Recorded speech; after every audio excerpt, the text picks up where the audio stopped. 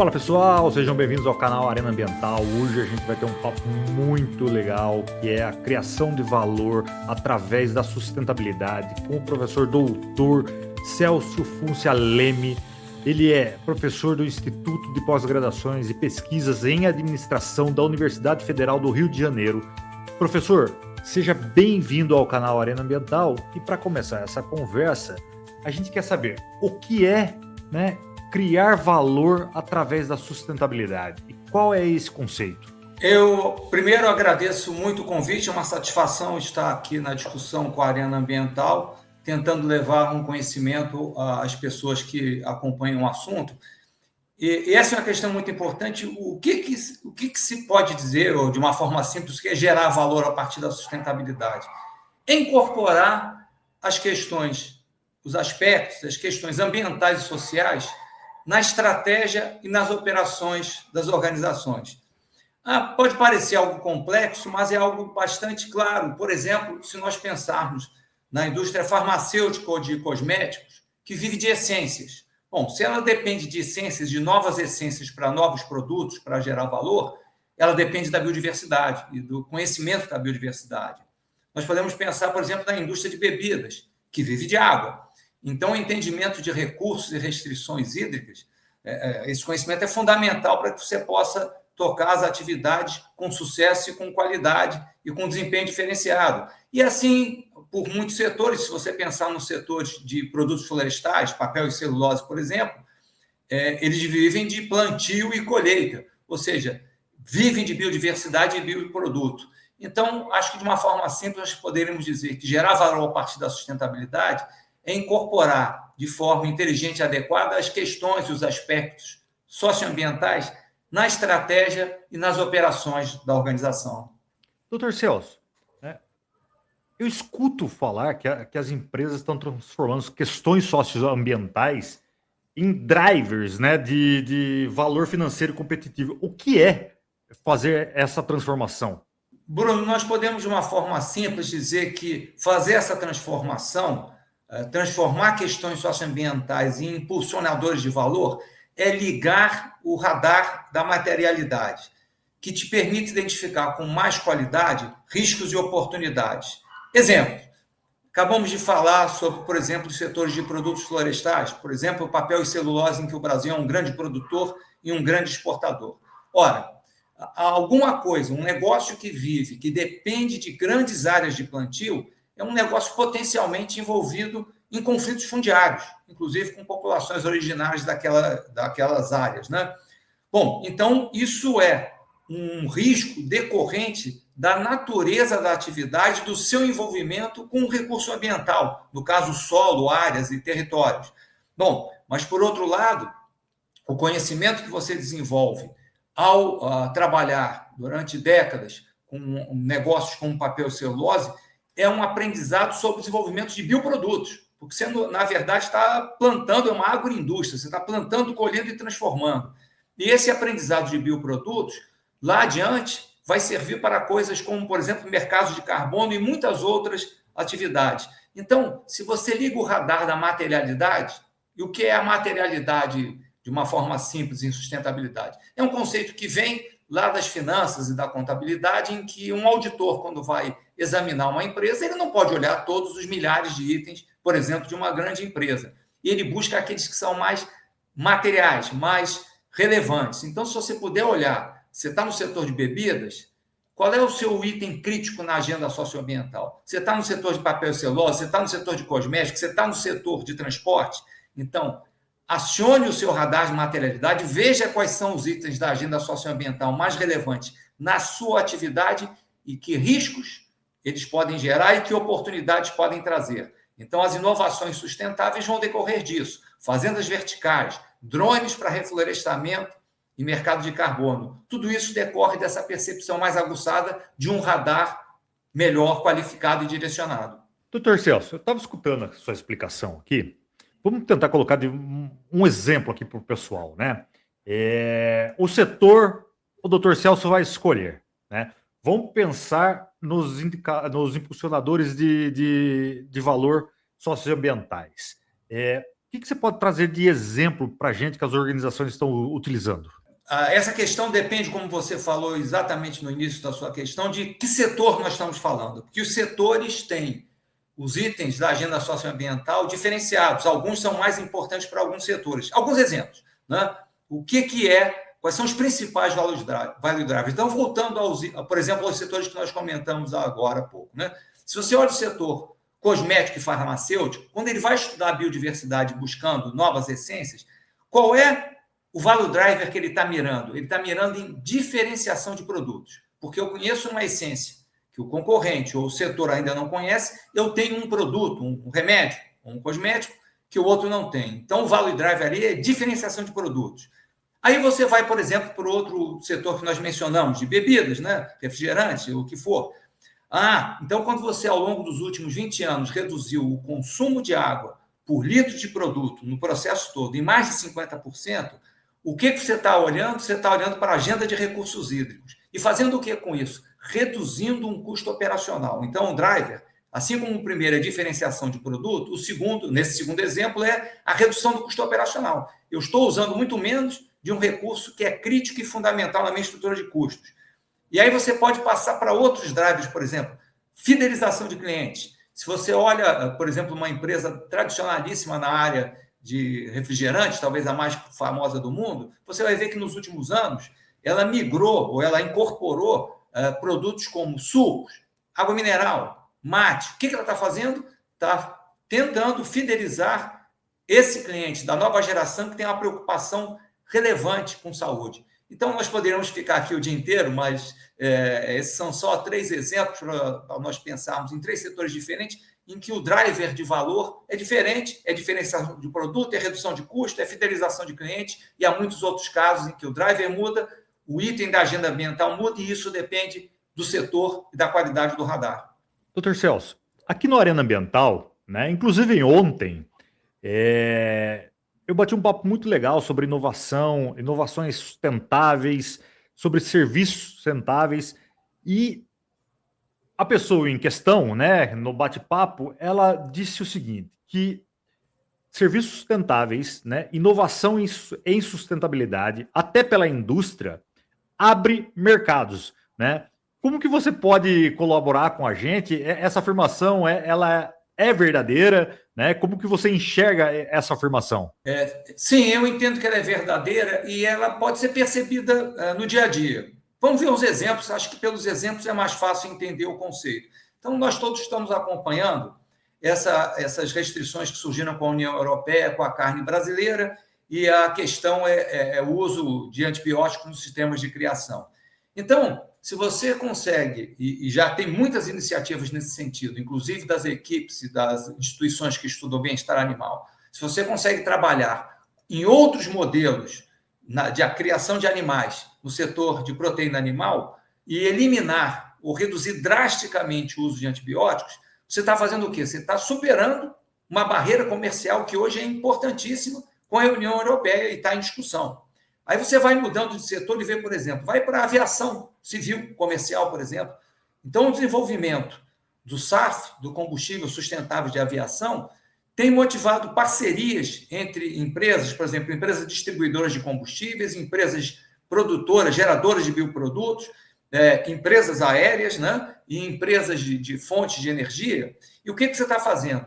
Ao conseguir avançar no SAF, ao ter essa inovação em produto ou no serviço sustentável, assim como a eliminação ou redução do antibiótico supera uma barreira comercial com a União Europeia, ou seja, abre um novo mercado, o combustível sustentável de aviação posiciona você e lhe dá mais espaço num item crítico na agenda climática, dado que a aviação civil comercial, a emissão de gases de efeito estufa do combustível de aviação é um ponto fundamental. Isso sem falar em coisas bem mais inovadoras, acho que muitos de nós tivemos a oportunidade de ver há 2, 3 anos atrás o experimento de uma grande dessas Big Techs com um data center submarino, ou seja, com resfriamento por águas profundas do mar. Então, sim, eu entendo que é correta essa informação de que a inovação e o produto sustentável ele reconfigura o mercado e ele abre novas portas. Doutor Celso, escutando a sua explicação, a gente pode afirmar que financiamentos, investimentos e até seguros estão sendo influenciados pelo desempenho socioambiental das organizações?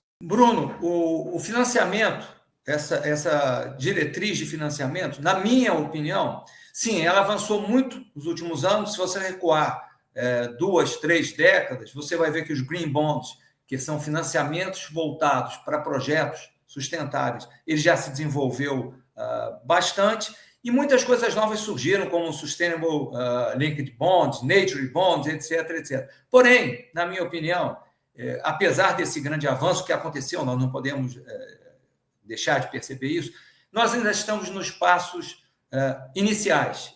Essas linhas de financiamento, por exemplo, elas têm benefícios nas taxas de juros, conectados com o alcance de metas socioambientais, mas eu acho que a questão crítica, o que pode vir a deslanchar esse tipo de financiamento, seguros e toda essa ação do mercado financeiro, é um entendimento cada vez mais claro do business case, ou seja, onde está a vantagem competitiva de cada negócio sustentável.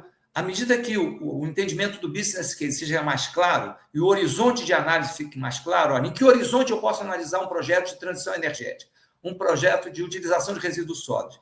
Se eu não tenho uma definição razoável do horizonte adequado para aquela análise, eu não coloco o fluxo de caixa de análise naquele horizonte e os resultados, portanto, ficam insignificantes ou não têm qualidade. Então, esse entendimento, eu acho que vai ser o que pode deslanchar o processo de envolvimento, que, novamente, quero insistir nesse ponto, ele já avançou muito nos últimos anos, mas eu acho que é uma caminhada daquelas que nós já andamos muito, mas temos ainda uma longa trajetória pela frente. À medida que também o setor financeiro entenda que essas questões socioambientais trazidas para a análise de riscos e de oportunidades, elas fazem parte, essas questões passam a fazer parte do dever fiduciário, da responsabilidade solidária, ou seja, do olhar e do comprometimento do setor financeiro com os projetos e da sua responsabilidade com os problemas que projetos possam gerar, junto com os benefícios que os projetos possam gerar também. Então, eu acho que, em resumo, é isso. Andamos muito, mas temos muito para andar ainda. Doutor Celso, como que a gente, né, transforma a agenda socioambiental em algo tangível, mensurável dentro das organizações? Bom, aí eu acho que nós temos uma lista, talvez, uma pequena lista, mas uma lista importante para que isso possa avançar, né? Para que isso se torne cada vez mais tangível e mensurável. Primeira coisa, métricas setoriais adequadas.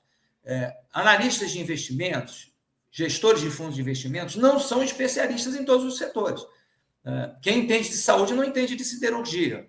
Então, uma coisa importante, um avanço importante que as empresas e as consultorias e os investidores vão precisar ter nos próximos anos é especificar métricas que tornem comparáveis. Olha, você quer saber qual das empresas de siderurgia tem um modelo mais sustentável? Olhe esse mesmo conjunto de métricas nessa amostra de empresas, e assim sucessivamente. Então, padronizar e especificar métricas. Segundo, transparência, qualidade dos relatórios publicados e à medida em que eles especifiquem riscos e oportunidades decorrentes de questões socioambientais. Não adianta ter um relatório de 200 páginas com fotos muito bonitas, claro, fazem bem ao coração, esquentam a nossa alma, não é? Mas fotos bonitas, sem uma definição clara de como é que o envolvimento com aquela agenda socioambiental está criando valor, esses relatórios não são bem recebidos com investidores ou gestores. Então, transparência é fundamental. E um último ponto, talvez, a lista pode ser longa, mas na minha visão são esses 3 pontos: as métricas, a transparência e que o modelo de negócio seja escalável e replicável. O que quer dizer isso? Para pegar um exemplo prático. Tem uma companhia de limpeza urbana numa grande cidade brasileira que usava aqueles sopradores para varrer o chão, sopradores com combustível fóssil. Está migrando para sopradores de base elétrica. Bom, isso é aquele soprador que está no dia a dia na mão do gari, do profissional da área de lixo. Isso é uma pequena inovação, mas é fortemente escalável, pode ganhar porte e replicável em qualquer cidade. Então, esse é um terceiro fator importante para que isso vire valor tangível e mensurável. Ser escalável, ser replicável, junto com as métricas e junto com a transparência. Na minha visão, são os 3 pontos fundamentais dessa agenda. Doutor Celso, agora tem uma sigla que as organizações gostam muito, né, que é o ROI, né, que é o retorno sobre o investimento. E antes, né, da minha pergunta, eu já vou fazer duas perguntas em uma aqui. Eu gostaria que você explicasse um pouquinho para quem está ouvindo, né, o que significa o ROI. E depois, logo em seguida, se calcular o retorno sobre o investimento em sustentabilidade é da mesma forma. E como que a gente demonstra isso ao mercado? Primeiro, o ROI ou qualquer outra medida de retorno do investimento, existem muitas em finanças, mas todas têm uma coisa em comum. É um confronto entre os gastos que você tem para colocar em prática uma ideia, um projeto ou o que for, e os benefícios que ele gera. Ou seja, a lógica de análise de fluxo de caixa é perguntar quanto de dinheiro vai sair para que eu coloque esse projeto aqui em pé, funcionando, e quanto, ao longo do tempo, e por quanto tempo, este projeto, que pode ser uma carrocinha de pipoca, pode ser uma gigantesca usina de geração de energia. Quanto ela requer de recursos para a sua implantação, quanto de dinheiro vai sair, e quanto vai entrar ao longo dos anos todos em que este empreendimento estiver vivo, quanto ele vai gerar de caixa. O confronto dessa entrada com a saída de dinheiro é o que dá, na verdade, as medidas de retorno. O ROI e qualquer outras delas. Né? Então, se você for pensar como é que se faz isso em sustentabilidade, isso é diferente? Não. Felizmente, não. E nos últimos anos, surgiu um termo no mercado internacional que o pessoal chama de Sustainable Finance, ou finanças sustentáveis, numa tradução livre, que quer dizer o quê? É uma aproximação, que já deveria ter acontecido há muito tempo, entre a área de finanças e a área de sustentabilidade, as áreas social, ambiental, etc. Por quê? Porque por muitos anos elas estiveram separadas, como se alguém que tem uma formação central em finanças achasse que aquele cidadão, o sociólogo, o ambientalista, que está mais centrado na área socioambiental, é um sonhador que não está pensando nos valores. Daí, de outro lado, o profissional da área socioambiental olhasse o financista como alguém que tem uma visão muito cruel de ganhos de qualquer forma. As duas visões são falsas. Então, a aproximação das duas abriu esse campo das finanças sustentáveis e a lógica de avaliar, por exemplo, um projeto de geração de energia eólica em alguma daquelas fazendas, uma fazenda solar, por exemplo, é a mesma. Sob a ótica financeira, o que você está pensando é quais são os desembolsos, quanto você vai gastar de dinheiro para implantar aquilo e quanto você vai gerar de caixa ao longo do tempo. Na minha visão também, essas análises, a capacidade de entender, não é o método financeiro, de entender o negócio. O que é uma fazenda solar? O que é uma fazenda eólica? O que é um manejo de resíduos no aterro sanitário? Qual é a diferença dele para o lixão? O entendimento do negócio em si é o ponto crítico para que você possa fazer boas avaliações financeiras. Então, essas avaliações ainda estão, na minha visão, em passos iniciais. Há um esforço muito grande de associações, por exemplo, com a APIMEC, que é a Associação dos Analistas, para levar esse conhecimento diferenciado ao analista, alguém que no dia a dia avalia negócios. Então, é a mesma coisa, mas tem particularidades, como tudo na vida. O médico recebe um monte de pacientes, a medicina é a mesma, mas cada paciente é um. Doutor Celso, se você me permite, eu vou fazer uma provocação aqui, né? Porque quando a gente fala em organizações e também fala em agendas socioambientais, por vezes parece contrassenso, né? Porque a gente precisa criar valor para os acionistas e criar valor para a sociedade. Isso não gera conflito de interesse ou a gente consegue integrar a geração de valor para o acionista e para a sociedade? Bruno, você tocou num calcanhar de Aquiles muito importante. Sim, gera conflito de interesse, mas sim, ele pode ser conciliado. De que forma? Então, a primeira coisa importante para perceber é que o acionista, aquele que recebe o resultado das empresas, ele está no final da fila para o resultado das empresas, embora ele comande a empresa. Por quê? Porque se você olhar uma demonstração de resultados de qualquer empresa, para que tenha o lucro final que vai virar o dividendo do acionista, você tem que ter honrado seus compromissos com fornecedores, com os empregados, né, os colaboradores e por aí vai.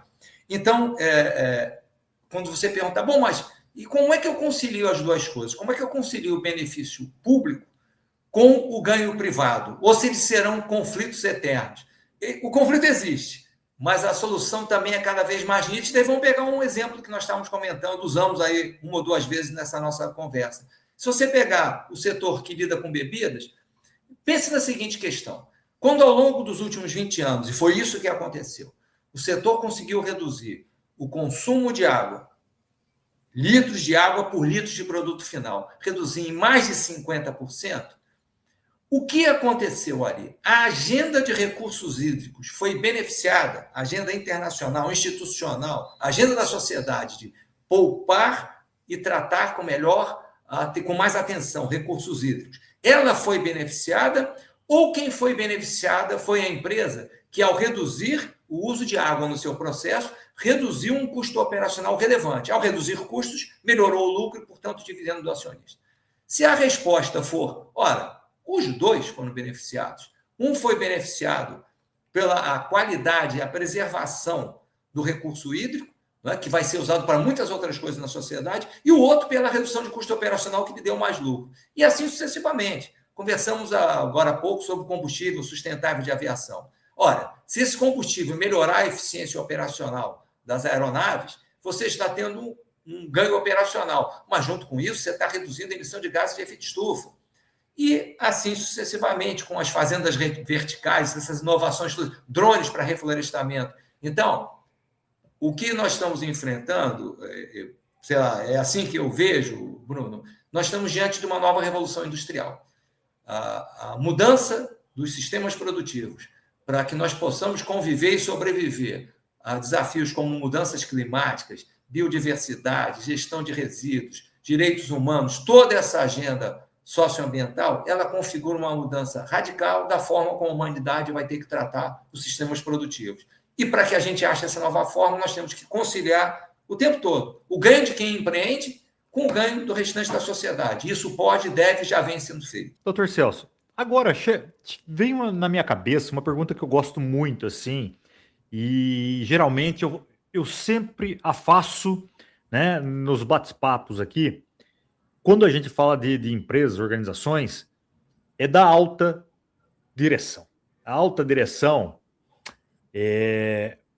para mudar a cultura, né, da alta direção, pensando, né, em agenda socioambiental, é claro que se não tiver apoio da alta direção, não consegue se mudar a agenda, né? Eu falo isso por experiência, não é possível. Como que a gente trabalha uma alta direção, né, para mudar essa cultura? E, bom, se você me responder, olha, reduzindo o custo, ok, né? Talvez, porque muito ainda se acha, se pensa que, né, a agenda socioambiental vai onerar as organizações. Não é uma verdade. Mas como que o doutor Celso falaria que, olha, precisa trabalhar a alta gestão dessa forma? Eu enfrento essa questão todos os dias, praticamente. Tenho que lidar com ela todos os dias, porque o meu trabalho na Universidade Federal do Rio de Janeiro, uma vez que eu estou lotado no Instituto de Pós-Graduação e Pesquisa em Administração, é a Escola de Negócios da Universidade Federal do Rio de Janeiro, nós lidamos no dia a dia com os executivos das companhias e essa pergunta aparece toda hora. Então, a primeira coisa importante, sim, eu concordo totalmente com você, sem a alta administração, sem a alta liderança estar envolvida, você não vai a lugar nenhum. Primeira coisa importante do dia a dia é liderança é uma coisa, chefia é outra. Hoje nós criamos um jargão, não era assim na minha geração, eu tenho 70 anos, nós não chamávamos de liderança os chefes, o diretor, o gerente, etc. O chefe era chefe e agora se utiliza mais com muito mais frequência, de uma forma ampla, o termo líder. Liderança, ninguém nomeia alguém líder. Liderança se constrói, chefia se nomeia. Bom, como é que você leva a pessoas nesse nível? Lembrando o seguinte, eles são seres humanos. Como seres humanos, e nas posições que ocupam, por mais que tenham destaque, por mais que tenham boa remuneração, superior aos demais, eles vivem sob intensa pressão. De quem é essa pressão? De quem investe nas companhias, que são os cidadãos. Não é? Ou seja, um executivo profissional sofre pressões brutais para apresentar resultados em prazos curtos, às vezes de forma quase desumana. Mas onde acho que está o ponto crítico para você mostrar e trazer essas pessoas para essa agenda? No conceito de capital. Por quê? Porque na nossa formação original, nós pensamos capital como se pensava na Revolução Industrial de mais de século atrás. Capital para nós foi durante décadas capital financeiro, claro, dinheiro, sem ele não se faz nada, e capital industrial, equipamento, tecnologia, sem ela não se faz nada. Qual é o driver das questões socioambientais? Onde elas entram, lá na sua primeira questão, onde elas passam a fazer parte da estratégia da operação. Quando você pergunta para alguém o seguinte, você conhece alguma atividade em qualquer setor que você imagine, que não use nenhum tipo de recurso natural? Eu faço essa pergunta em todo o início de seminário com executivos profissionais. Aparecem um monte de exemplos, e nenhum deles resiste ao teste. Todos precisam. Então, capital natural é uma forma de capital que precisa ser cuidada, preservada, utilizada com lógica e racionalidade, e isto é gerar resultado na companhia, e isto é criar um ambiente melhor para todas as formas de vida. Próxima pergunta é, bom, então, além do capital financeiro, do capital industrial, o capital natural é fundamental, absolutamente fundamental. Se você entender ele dentro da sua linguagem de executivos como uma forma de capital, olhe por ela, né? Como se você só tinha 2 filhos, o industrial e o financeiro, agora você tem mais um. Olhe por ele, porque você é o pai de toda a família. E depois pergunte o seguinte, você conhece algum setor de atividade que não use pessoas em nenhum ponto da cadeia de valor? E a resposta, evidentemente, vai ser não. Então, nós estamos falando de capital humano ou capital social. Nós estamos falando de ter apoio de comunidades locais em atividades que são críticas, como transporte e mineração, ou ter bloqueios de ferrovias o tempo todo. Né? Então, nós estamos falando de como é que você lida com as 4 formas de capital de maneira equilibrada. Então, sustentabilidade não é um resultado único. Sustentabilidade é um processo. É como a ciência. A ciência não é um resultado específico, até porque, ao longo do tempo, os resultados da ciência mudam. Ciência é um processo, é uma forma de buscar o conhecimento. Então, a sustentabilidade é uma forma de olhar para a gestão. E essa forma tem pilares. E os pilares básicos são, número 1, decisão baseada em evidências. Em vez de eu gosto, eu quero, sociedade polarizada, isso é o meu pensamento, isso é o seu, não. Me traga as suas evidências sobre esse assunto, eu levarei as minhas. Vamos colocá-las sobre a mesa, vamos olhar juntos. Vamos ver que conclusão chegamos.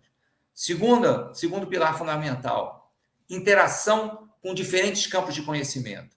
Implantar uma geração solar ou eólica numa região, como temos vários projetos no Brasil, não é uma questão só para engenheiros, não é só para financistas, é uma questão de comunidades locais, é uma questão de ruídos, por exemplo, das pás, lá da geração eólica, é uma questão de influência nas correntes migratórias de pássaros, é uma questão de biólogos. Então, diferentes fontes de conhecimento. E, finalmente, esse que eu falei em primeiro lugar, o entendimento das diferentes formas de capital. Pergunte ao executivo profissional se ele acha que pode ter empresas realmente vencedoras em sociedades derrotadas. Pergunte se alguém pode desenvolver um sistema econômico eficaz a longo prazo, que sobrevive e gere resultado, em uma terra arrasada, num sistema de terra arrasada. Se ele entender isso, ele vai naturalmente buscar modelos de negócios mais sustentáveis. Não é preciso catequese, ninguém aqui é jesuíta. Nós temos que respeitar a forma de cada um pensar e levar elementos para que as pessoas pensem. Pelo menos é esse entendimento que eu tive até hoje na vida. Doutor Celso, a gente está finalizando o nosso bate-papo, né? Mas vamos aproveitar todo esse conhecimento e pensar sobre o futuro, né? Sobre o futuro da geração de valor a partir da sustentabilidade e como as empresas precisam se preparar para captar esse valor, né? Você pode deixar essa mensagem para a gente? Posso tentar, Bruno? Essa é uma questão fundamental. Muito legal que ela seja a nossa última questão, nossa despedida, porque ela é fundamental. Ela é a disputa de pênalti no final da Copa do Mundo. Então, a primeira coisa que nós temos que reconhecer, na minha opinião, é de que nós somos humanos, e como humanos, nós não levantamos de cadeiras confortáveis sem algum estímulo, algum impulso. Então, falar sobre o futuro da geração de valor a respeito da sustentabilidade é falar sobre os impulsos que vão nos fazer levantar e buscar outro caminho. Então, cadeira confortável, eu não levanto. Eu só levanto se alguém me mostrar que um leão entrou na sala e que o leão olhou para mim. Né? Ontem, no Rio de Janeiro e em São Paulo, o vendaval, que não existia há 20 anos, foi o primeiro olhar do leão, ou as enchentes no Rio Grande do Sul já ano passado e recomeçando foi o outro olhar do leão, ou será que o calor terrível que está acontecendo na Europa é o olhar do leão? Então, melhorar o radar, né? Esse radar, para que o futuro da geração de valor se concretize, nós temos que saber olhar quem está na sala. Acho que entender que futuro não é destino. Futuro é uma construção diária. Então, se alguém perguntar a qualquer organização pública, privada, terceiro setor, empreendedor de startup, perguntar o seguinte: uma decisão de um dia, uma decisão que vale para um dia, é uma decisão de curto ou de longo prazo? Vai responder que é de curto prazo, claro. E uma decisão para 10 anos? Ah, claro que é de longo prazo. Sim, um dia é curto prazo, 10 anos são longo, nós podemos rotulá-los como longo prazo. Mas amanhã de manhã é o primeiro dia dos próximos 10 anos. 10 anos são 3.650 dias. Se o dia de amanhã se passar igualzinho ao de hoje, restarão 3.649 para que você faça as mudanças. Então, a conexão do curto prazo com o longo prazo é fundamental. Um movimento fundamental ao levantar da cadeira é entender que o futuro não é o destino e que o longo prazo está sendo construído a cada minuto. Então, não adianta separarmos, seja na esfera política, seja na esfera empresarial, o resultado de curto prazo, aquele que se cobra do executivo profissional, ou a reeleição que se cobra do político, do resultado de longo prazo. Se nós não tivermos o curto, não teremos o longo. Vamos ter que olhar para frente por quê? Simplesmente porque ninguém dirige um carro olhando pelo retrovisor o tempo todo. Quem dirige assim vai bater. De vez em quando tem que olhar para o passado, claro, até para aprender, mas nós temos que dirigir olhando para frente. E investidores, gestores e a sociedade querem caminhar junto com as lideranças do futuro, não com as lideranças do passado. Então, se tivesse que encerrar essa nossa reflexão aqui, eu talvez pudesse lembrar de uma coisa que nós conversamos também sempre nos seminários, que competição, cooperação e coordenação têm que andar juntas. Competição é importante? É importante, na iniciativa privada, no nosso dia a dia, mas ela exige coordenação e cooperação, porque a Copa do Mundo acabou agora.